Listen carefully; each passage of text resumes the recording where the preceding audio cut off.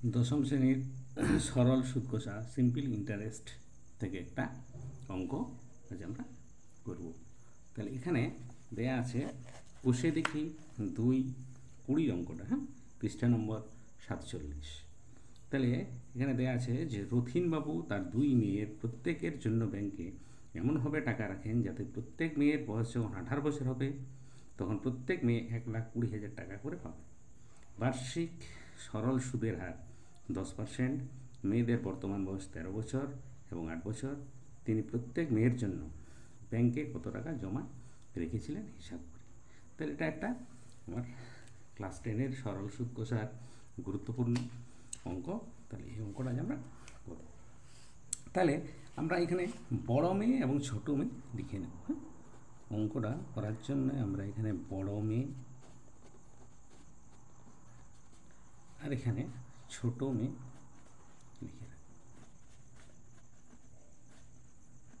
তাহলে আমরা প্রথমেই ধরে নেব বড় মেয়ের নামে x টাকা রেখেছিলেন।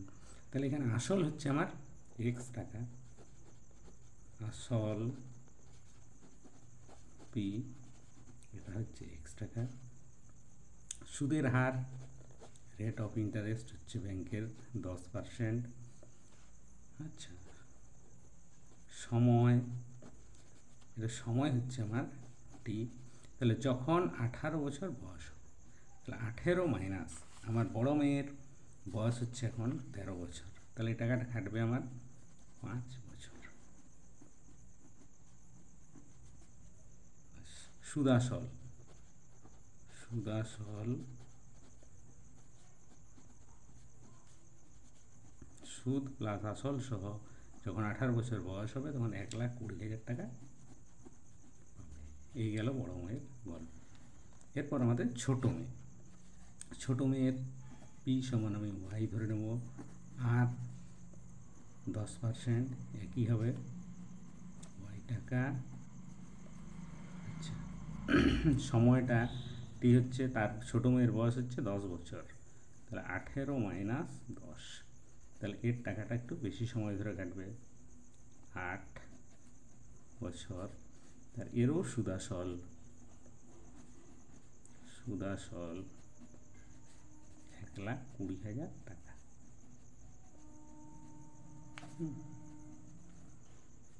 তাহলে আমরা জানি এসআই সমান পিটিআর বাই এক্স। তাহলে এখানে সরল সুদ আমার কত হচ্ছে 1,20,000, এটা হচ্ছে সুদাসল।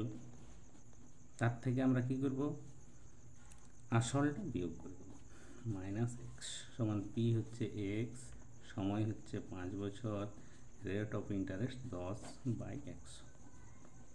তাহলে এই শূন্য কাটা যায়, 5 2 10। তাহলে এটা কোনাকুনি গুণ করে নেব আমরা, 2 12 24, 4টা 0, মাইনাস 2x সমান হয়ে গেল এক্স। তাহলে মাইনাস 2x, এই এক্সটা এদিকে আমরা নিয়ে আসবো, মাইনাস এক্স সমান মাইনাস 2,40,000 টাকা, और माइनस 3x সমান 2 লাখ মাইনাস 2,40,000। তাহলে মাইনাস মাইনাস বাদ দিয়ে, তাহলে x সমান আমার কত হচ্ছে 2,40,000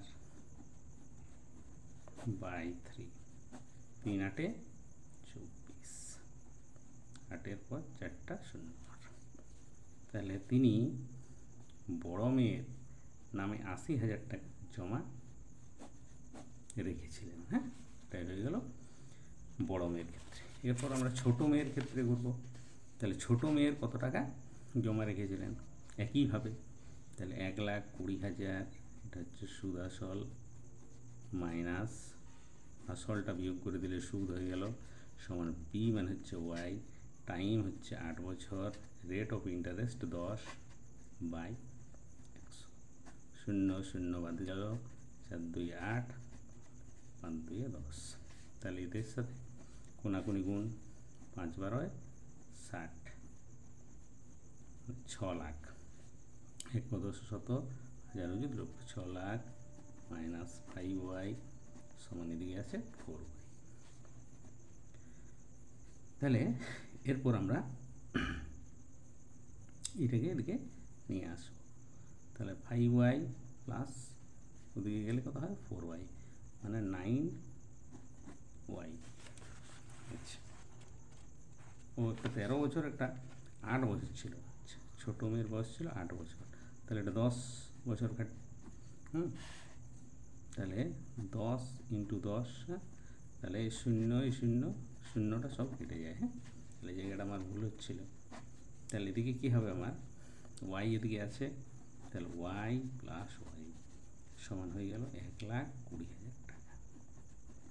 তাহলে 2y সমান 1,20,000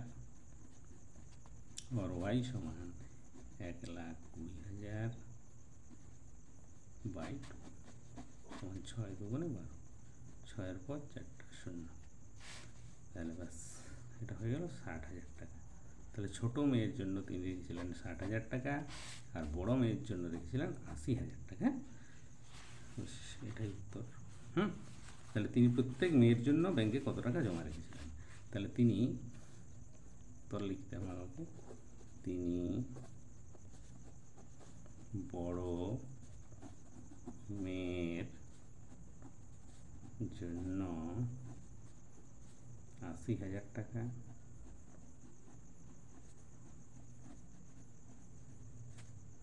ও ছোট মেয়ের জন্য 60,000 টাকা জমা রাখেন। এইভাবে তোমরা এই অঙ্কগুলো প্র্যাকটিস করবে, তাহলে অঙ্কগুলো হয়ে যাবে। এখানে মনে রাখলেই হবে, সরল সুদ সমান আসল গুণিত সুদের হার গুণিত সময় ভাজিত 100। এই সূত্র দিয়ে এই অঙ্কগুলো সব হয়ে যাবে।